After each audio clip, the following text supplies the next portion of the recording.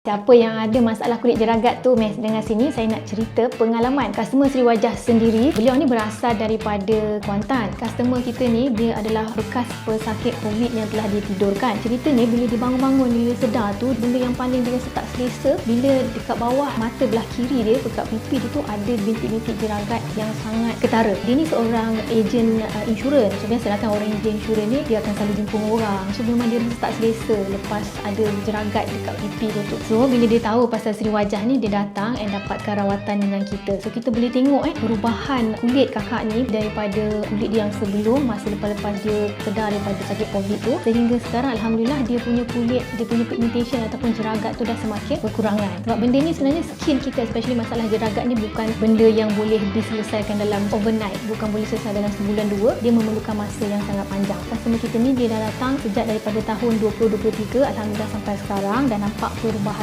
Dia memang istiqamah dalam pemakaian skincare. Bila kita kata kena pakai moisturizer dan pakai sunscreen, memang dua benda ni dia tak tinggal. Dia akan sentiasa pakai sunscreen sebab benda ni adalah benda yang paling penting untuk mengelakkan masalah jeragat dekat muka. So siapa-siapa yang ada masalah jeragat dan inginkan satu perubahan, jom datang ke Sri Wajah.